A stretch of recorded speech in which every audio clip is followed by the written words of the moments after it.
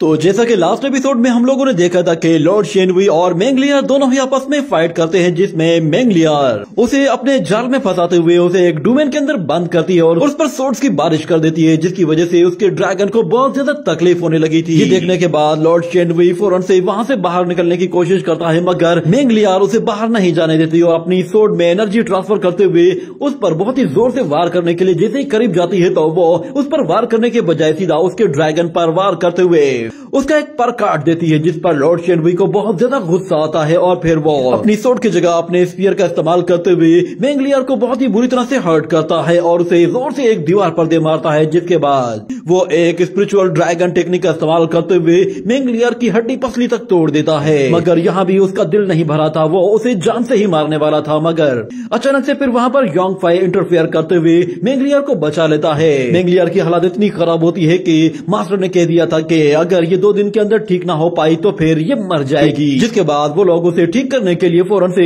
एक forbidden valley की तरफ निकल जाते हैं, जहाँ से उन लोगों को कुछ मेडिसिन मिलेंगी। योंगफाई मेंगलियर को अपने बाहों में थामे हुए होता है और वो कहता है कि तुम बिल्कुल बेफिक्र हो जाओ, मैं तुम्हें कुछ भी नहीं होने दूंगा। वो लोग शियानलांग वैली की तरफ जा रहे होते हैं और वो जैसे करीब पहुंचते हैं तो योंगफाई कहता है कि मेंगलियर तुम बिल्कुल बेफिक्र हो जाओ, तुम बहुत जल्द ठीक हो जाओगी। हमें दिखाया जाता है कि उस फॉरबिडन लैंड में एक बहुत बड़ा डोमेन बना हुआ होता है, उसके अंदर क्या चीज थी किसी को भी मालूम नहीं था, मगर फिर वहाँ पर वो लोग एक जगह आकर अपनी उस बोट को रोक देते हैं और मास्टर कहता है कि यही वो जगह है जहाँ हमें आना था।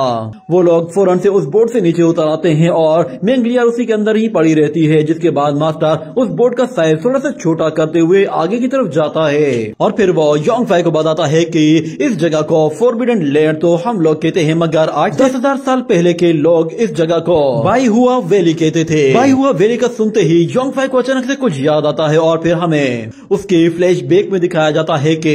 एंशिएंट टाइम में योंगफाई बाईहुआ वैली में पहले भी आ चुका होता है और वो कहता है कि जब मैंने 10 टाइशुआन से फाइट की थी तो उसके बाद से मेरी कल्टीवेशन लॉक हो गई थी और मैं रातों रात ही एक जीनियस से एक लूजर बन गया था। उसके बाद से मैं बहुत ज्यादा अपसेट था, मुझे हर कोई लूजर कहता था, जिसके बाद मैं यांगडान माउंटेन की तरफ चला गया और वहाँ पे मेरी मुलाकात यूशिन से हुई। वो बहुत ही ज्यादा खूबसूरत थी, उसे मैंने माउंटेन में तकरीबन 6 से 7 मरतबा देखा था, मगर मुझ में इतनी हिम्मत नहीं थी कि मैं उसे यहाँ पर कुछ कह सकूं। हम लोग पहली मरतबा मिल रहे थे और इतना क्लोज से उसे देखने के बाद मेरी धड़कन बहुत ज्यादा बढ़ गई थी और मुझ में जरा भी हिम्मत नहीं थी कि मैं अपने मुंह से कोई एक लफ्ज निकाल सकूं। ये कहने के बाद वो उसे क्रॉस करके चला जाता है और यूशिन जाते जाते कहती है कि पता नहीं ये कौन लड़का है जो कि मेरा पीछा कर रहा है। और इस तरह फिर योंगफाई एक जगह जाकर रुक जाता है और जैसे तैसे हिम्मत जुटाते हुए वो उस लड़की से कहता है कि मेरी बात सुनो। ये सुनते ही वो लड़की रुक जाती है और योंगफाई कहता है क्या मैं तुम्हारा नाम जान सकता हूँ? तो वो लड़की कहती है कि मैं किसी भी अजनबी आदमी को अपना नाम नहीं बताती। ये कहते ही वो वहाँ से चली जाती है तो योंगफाई कहता है कि जरा संभल कर जाना, उम्मीद है कि हम लोग फिर कभी जरूर मिलेंगे। योंगफाई बहुत ही लंबे टाइम तक वहाँ पर कल्टीवेशन करने की कोशिश करता है, मगर वो अपनी कल्टीवेशन को रिकवर नहीं कर पाता। मगर जब वो उसी माउंटेन में दोबारा से वापस आता है तो वो फिर से कल्टीवेशन करने की कोशिश करता है, मगर इस मर्तबा भी कोई फायदा नहीं होता,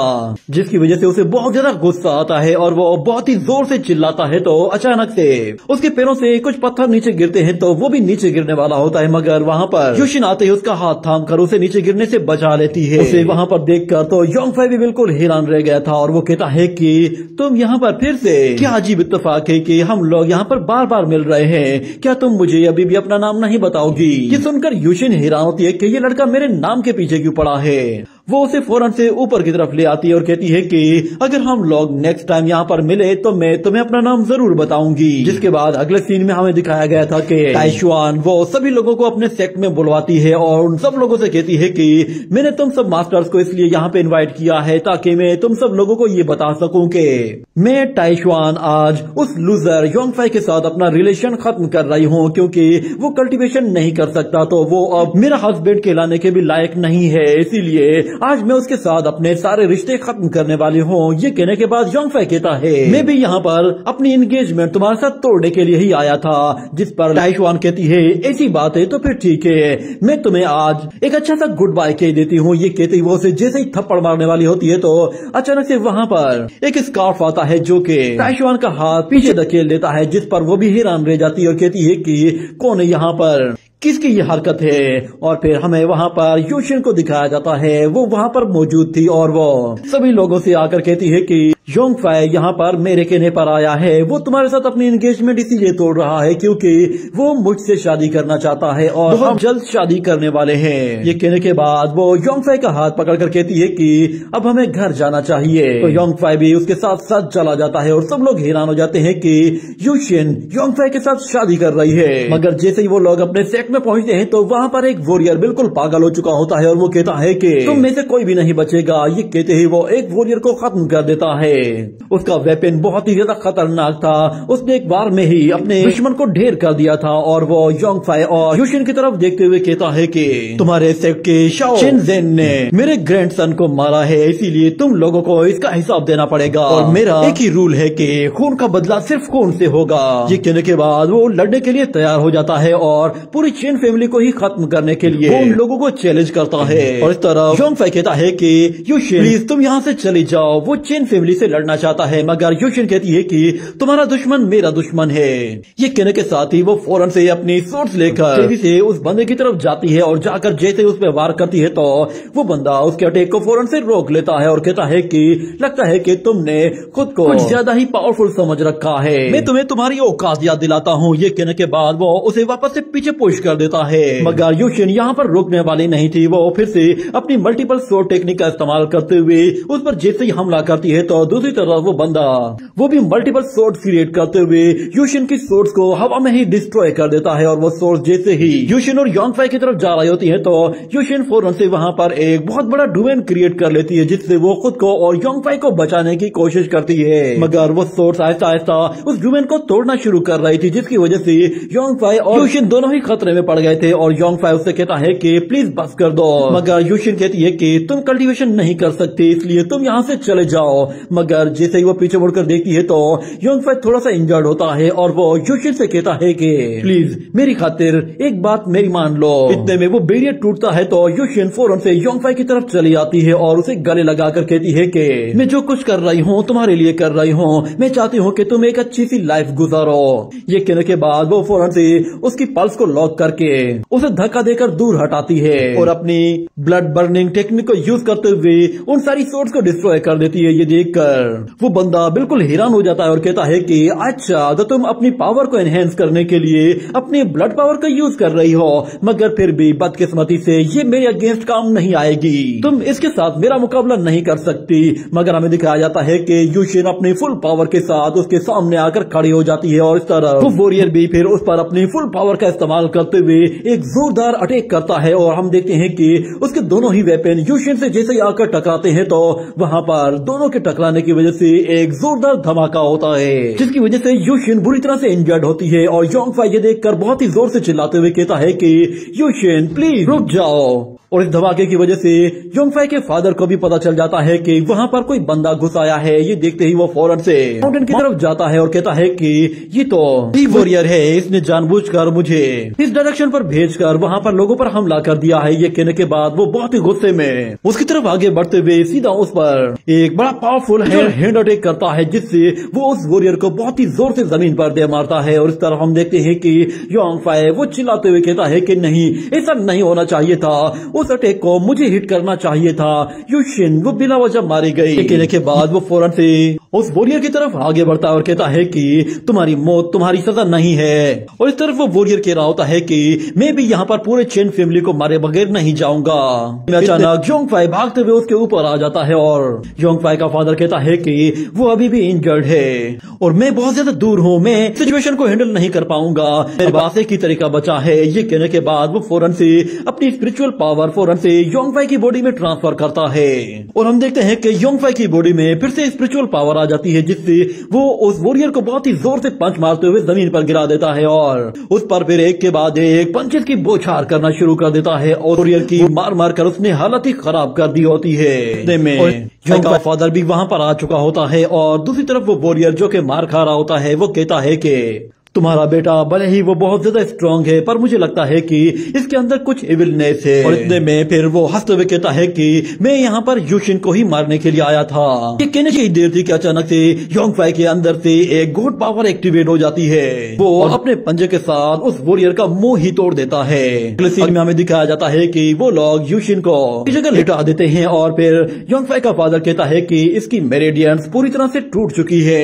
इसे रिकवर होने में बहुत ही ज्यादा लंबा टाइम लगने वाला है। मगर इस फ्लावर वैली के अंदर एक बहुत ही खास किस्म का ऑरा मौजूद है, जिसके जरिए इसकी बॉडी आहिस्ता आहिस्ता फिर से नॉरिश होना शुरू हो जाएगी। और मुझे पूरा यकीन है कि एक दिन ऐसा जरूर आएगा कि तुम लोग दोबारा से मिल पाओगे। तो योंग फाई कहता है क्या वाकई में हम लोग फिर से मिल पाएंगे? तो उसका फादर कहता है अगर तुम्हारी किस्मत में मिलना लिखा है तो आगे चलकर तुम्हारी मुलाकात जरूर होगी। कहने के बाद वो वहाँ से जाने लगता है तो योंग फाई भी उसके साथ साथ यूशिन को वहीं पर ही छोड़कर चला जाता है। फिर जैसे ही वो फ्लैशबैक से बाहर निकलता है तो अचानक से उसके सिर में थोड़ा सा दर्द होने लगता है, जिस पर वो भी हैरान हो जाता है और कहता है कि ये तो वही बाई हुआ वैली है। 10,000 साल गुजर गए हैं, मेरे फादर ने यूशिन की बॉडी को यहीं पर छोड़ा था और ऊपर से वो व्हाइट फ्रूट भी डिसअपियर हो चुका होगा। पता नहीं यूशिन अब वो कहाँ होगी। और इस तरह फिर डीन ज़ेंग वो योंग फाई से कहता है कि क्या हुआ, क्या कोई मसला है क्या? तो योंग फाई कहता है कि नहीं कुछ नहीं, बस इसे देखकर बस कुछ पुरानी मेमोरीज याद आ गई थी। फिर डीन ज़ेंग कहता है कि चलो आ जाओ इस दरवाजे को खोलते हैं। ये कहने के बाद वो वहाँ पे मौजूद एक स्टोन पर जैसे ही क्लिक करता है तो उसके अंदर से एक फॉर्मेशन एक्टिवेट हो जाती है और योंग फाई उस फॉर्मेशन को बहुत ही खास से देखता है, जिसके बाद डीन उसे बताता है कि क्या लैंड एरिया के बाहर ये फॉर्मेशन है जो कि इसे गार्ड करती है ताकि कोई भी आउटसाइडर इसके अंदर न जा सके। इसकी खास बात यह है कि इसके अंदर जाने के बाद टाइम भी बिल्कुल स्लो हो जाता है। यही वजह है कि इस बैरियर को खोलने में थोड़ा सा टाइम लगता है। मगर फिर योंग फाई कहता है कि उम्मीद करता हूँ कि यूशिन यहाँ पे मौजूद होगी। ये कहने के बाद वो भी आगे चला जाता है और जैसे ही उस बैरियर के पास जाकर उसे छूता है तो अचानक से उसे अपने फादर की आवाज सुनाई देती है और वो फौरन से एक इल्यूजन के अंदर चला जाता है जहाँ उसे उसका फादर दिखाई देता है। वो कहता है कि तो फाइनली तुम यूशिन से मिलने के लिए यहाँ पर आ गए। मैं बस इतना कहना चाहता हूँ कि तुम्हें पता चल गया होगा कि दुनिया अब बिल्कुल बदल चुकी है और यूशिन वो भी बिल्कुल बदल चुकी होगी और अब वो पहले जैसी नहीं होगी। हो सकता है कि शायद वो तुम्हें पहचानने से भी इनकार कर दे। और ऊपर से इस बाई हुआ वैली के अंदर बहुत सारी ऐसी चीजें हैं जो कि इविल लोगों ने खुद से क्रिएट की हैं। यही वजह है कि मैंने तुम्हारे लिए यहाँ पर एक शॉर्टकट गेटवे ओपन किया है। तुम्हें यहाँ पर अगर कोई भी मसला हो तो फिर तुम्हें अपने ब्लड को यूज करना होगा। ये कहने के बाद वो वहाँ से चला जाता है तो योंग फाई वो फौरन से उस फ्लैशबैक से बाहर आ जाता है और हम देखते हैं कि योंग फाई के हाथ से निकलने वाला छोटा सा ब्लड का ड्रॉप वो जैसे ही जाकर उस बैरियर से टकराता है तो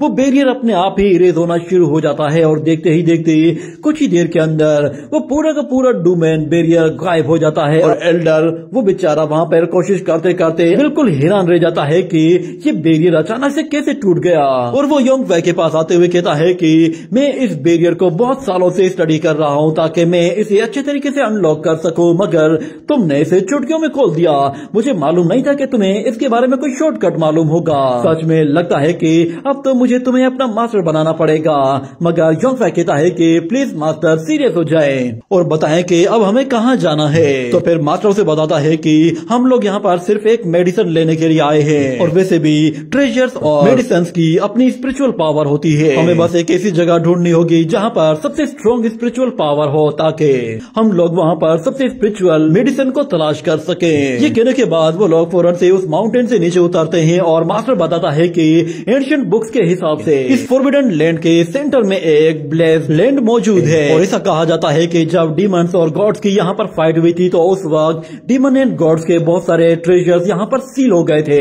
ये कहने के बाद वो अपनी पावर के जरिए वहाँ पे मौजूद एक सीक्रेट गेट को ओपन करता है और कहता है कि हो सकता है कि यहाँ पर हजारों साल पुराने ट्रैप्स बिछे हुए हों, इसलिए इसलिए जरा संभल कर आगे बढ़ना। मुझे पूरा यकीन है कि हम लोग उस मेडिसिन तक पहुंच जाएंगे। जिसके बाद योंग फाई कहता है कि क्या आपको यकीन है कि उन मेडिसिन से हम लोग मिस मैंग को बचा पाएंगे? तो मास्टर कहता है कि मैंने सोचा भी नहीं था कि तुम जूनियर मैंग को बचाने के लिए इतना ज्यादा एक्साइटेड होगे। तुम्हें ट्रेजर्स में कोई दिलचस्पी नहीं। तो फिर योंग फाई कहता है कि मिस मैंग वो मेरी दोस्त है, तो इसीलिए उसे बचाने के लिए मैं आग के दरिया में भी कूद जाऊंगा। ये सुनकर मास्टर कहता है कि सच में जूनियर मैंग बहुत ज्यादा खुश नसीब है कि उसके पास तुम्हारे जैसा एक दोस्त है। ये कहने के बाद वो लोग एक ग्राउंड की तरफ आते हैं और मास्टर उसे बताता है कि ये शानलान फॉरबिडन लैंड का एक कोर एरिया है और मुझे पूरा यकीन है कि उस पैराडाइज गेट का एंट्रेंस गेट भी यहाँ पे मौजूद होगा। तो योंग फाई कहता है उस गेट से हम लोग अंदर कैसे जाएंगे? जिसके बाद मास्टर कहता है जहाँ तक मुझे मालूम है यहाँ पर एक एरिया होना चाहिए। हम लोग उस पैराडाइज के अंदर जबरदस्ती नहीं जा सकते, मगर यहाँ पे मौजूद इन स्टोन टैबलेट्स में कुछ न कुछ खास है जो कि उस गेट से रिलेटेड है। इतने में फिर वहाँ पर एक पर्पल फ्यूम फैल जाता है, जिस पर योंग फाई कहता है कि मास्टर फौरन से पीछे हट जाइए। वो लोग जैसे ही पीछे हटते हैं तो उन्हें नजर आता है कि वहाँ पर उन स्टोन पिलर्स के पास में से कुछ मॉन्स्टर्स बाहर निकल आए हैं जो कि दिखने में ही काफी खतरनाक लग रहे हैं। उन्हें देखकर मास्टर कहता है कि ये तो एक बड़ी मुसीबत लग रही है। वो एविल बीस्ट जैसे ही उस पे हमला करने के लिए आता है तो मास्टर अपने सामने एक शील्ड क्रिएट कर लेता है और वो मॉन्स्टर उस शील्ड को तोड़ने के लिए अपना पूरा जोर लगा रहा था, मगर दूसरी तरफ योंग फाई कहता है कि अरे नहीं, यहाँ पे तो और भी एविल बीस्ट है और वो एक साथ ही हमला करने के लिए आ रहे हैं। इतने में हमें दिखाया जाता है कि वहाँ पे मौजूद बाकी के बीस्ट भी मास्टर पर हमला करने के लिए जैसे ही आगे बढ़ते हैं तो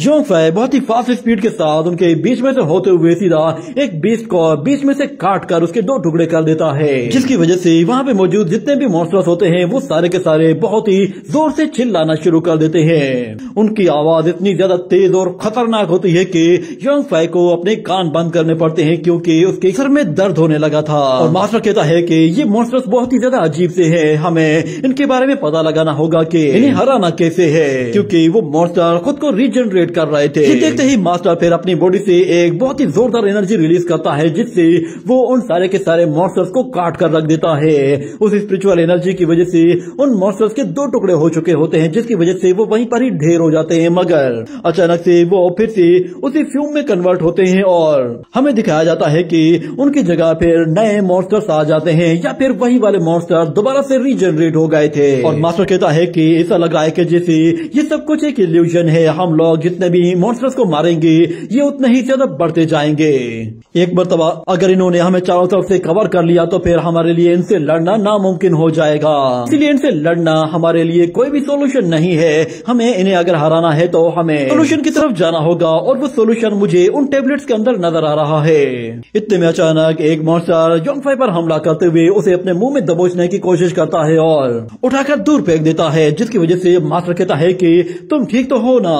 खुद को इनसे बचा कर रखो। और इस तरफ योंग फाई देखता है कि उसके सामने तो 3 मॉन्स्टर्स खड़े हुए हैं। वो जैसे योंग फाई पर हमला करते हैं तो योंग फाई उनके बीच में से निकलते हुए वहाँ से दूर जाने की कोशिश करता है तो वो बीस्ट भी उसका पीछा करते हैं। और योंग फाई कहता है कि आखिर इनमें से असली वाला कौन सा है। वो मॉन्स्टर जैसे उस पर हमला करते हैं तो योंग फाई फिर से उससे बाल बाल बचते हुए निकल जाता है। इसी तरह वो खुद को बाल बाल उससे बचा रहा था, मगर अचानक से एक बीस्ट अपनी टेल से अटैक करता है तो योंग फाई खुद को बचाने के लिए अपने दोनों हाथ आगे ले आता है, मगर वो टेल से टकराते ही उड़ते हुए वहाँ से दूर चला जाता है और बहुत ही मुश्किल से जाकर खुद को नीचे गिरने से बचाता है। और फिर वो बिल्कुल सीरियस हो जाता है और कहता है कि मुझे अब इनकी कोई परवाह नहीं, मुझे बस अपनी जेड रूई पावर का यूज करना होगा और मैं इन सबको एक ही झटके में खत्म कर दूंगा। ये कहने के बाद वो फौरन से जेड रूई पावर का यूज करता है तो हमें दिखाया जाता है कि जेड रूई पावर उसके एक शोल्डर से आर्मर क्रिएट करते हुए फिर उसके दूसरे शोल्डर की तरफ चली जाती है और उसे एक स्पिरिचुअल वेपन देती है, जिसकी वजह से योंग फाई की पावर बहुत ज्यादा बढ़ जाती है और वो अपनी स्पीड का इस्तेमाल करते हुए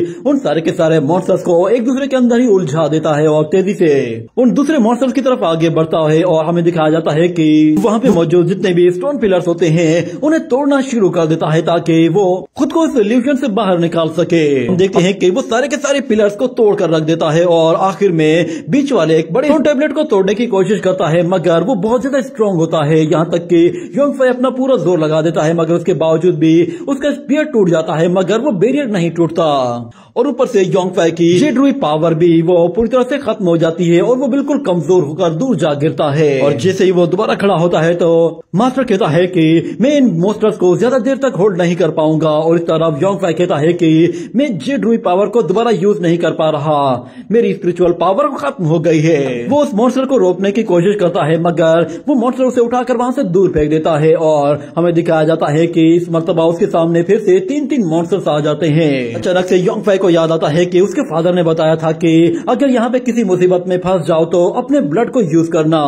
ये याद आने के बाद वो फौरन से अपनी सोड के साथ अपने ब्लड को मिक्स कर देता है, जिसकी वजह से उसकी सोड के अंदर एक अजीब सा ऑरा आ जाता है और योंग फाई जैसे ही एक मॉन्स्टर पे सोड अटैक करता है तो वो ऑरा अचानक से उस मॉन्स्टर को जलाना शुरू कर देता है। ये देखकर योंग फाई कहता है कि अच्छा तो ये ट्रिक काम कर रही है। ये कहने के बाद वो वहां पे मौजूद एक दूसरे मॉन्स्टर को भी मारता है जिससे वो भी जलना शुरू हो जाता है। ये देखते ही फिर योंग फाई उस स्टोन टेबलेट की तरफ जाते हुए कहता है कि इसके अंदर जो कुछ भी है मगर अब ये मुझे नहीं रोक सकता। ये कहने के बाद वो जैसे उसे पंच मारता है तो वहां पे मौजूद बैरियर फिर से योंग फाई को रोकने की कोशिश करता है मगर योंग फाई अपनी पावर को और भी ज्यादा बढ़ाता जा रहा था, जिसके बाद वो एक जोरदार ब्लो के साथ उस बैरियर को तोड़कर स्टोन टेबलेट के टुकड़े टुकड़े कर देता है, जिसकी वजह से वहां पे मौजूद जितने भी मॉन्स्टर थे वो सारे के सारे डर के मारे वहां से पीछे हट जाते हैं। और इस तरफ डीन भी खुद को जब सिक्योर फील करता है तो वो अपने आप बैरियर को हटा देता है और योंग फाई से कहता है कि बच्चे तुमने इस बैरियर को एक ब्लो अटैक के साथ तोड़ दिया, एक मर्तबा मैं मैंगलियर को ठीक कर दूं, उसके बाद मैं जाकर तुम्हारी पर्स भी जरूर चेक करूंगा। मगर योंग फाई कहता है कि हम लोगों ने टेबलेट को भी तोड़ दिया है मगर अभी तक उस पैराडाइज का गेट अपीयर नहीं हुआ है, हम लोग डोंगटियान मेंशन में कैसे जाएंगे। इतने में मास्टर देखता है कि वहाँ पर कोई चीज अपीयर होने लगी है, जिस पर वो कहता है कि वो गेट यहीं पे ही मौजूद है और हमें दिखाया जाता है कि वहाँ पर उन लोगों के सामने एक बहुत बड़ा पोर्टल एक्टिवेट हो जाता है और मास्टर योंग फाई से कहता है कि चलो बच्ची हमारी एंट्रेंस अपीयर हो चुकी है। ये कहते ही मास्टर फौरन से उस गेट के अंदर चला जाता है और उसके पीछे पीछे योंग फाई भी वहाँ से एंटर कर जाता है। अगले सीन में हमें दिखाया जाता है कि वो लोग एक ऐसी जगह पर आ पहुंचते हैं जिसे डोंगटियान मेंशन कहते हैं और मास्टर कहता है फाइनली हम लोग वहाँ पर आ ही गए जहाँ हमें आना था। तो योंग फाई कहता है हमें फौरन से मिस मेंग को ठीक करने के लिए अपना काम करना शुरू कर देना चाहिए। तो फिर मास्टर कहता है कि हाँ हम लोग इसीलिए तो यहाँ पर आए हैं और हमारी चीज हमारे सामने मौजूद है। इतने में योंग फाई जानबूझकर अपने हाथों में बहुत ही जोर से पुश करता है और कहता है कि मुझे अब कोई टेक्निक ही यूज करनी पड़ेगी। इतने में उसके हाथ से ब्लड ड्रॉप नीचे गिरता है तो वहाँ पर एक सीक्रेट ब्रिज अपीयर होना शुरू हो जाता है, जिस पर मास्टर खुश हो जाता है और कहता है कि अरे बच्चे तुम तो मुझे एक के बाद एक सरप्राइज देते जा रहे हो। इतना कहने के साथ ही ये एपिसोड यहीं पे ही एंड हो जाता है।